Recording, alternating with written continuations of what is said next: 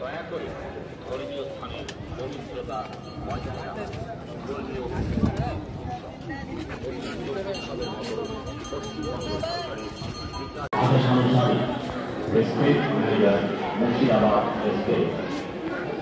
অনুগ্রহ করে শুনবেন, সর্বসাধারণের জন্য একটি জরুরি বিজ্ঞপ্তি। ইমাম বাড়িতে পবিত্র মহরম মাসে শোক উৎসব তথা পবিত্র মহরম উৎসব পালন করুন। অনুগ্রহ করে কেউ জুতো করে ইমাম বাড়ির কোনো দালানে উঠবেন না। ইমাম বাড়ির পবিত্র জিনিসপত্রে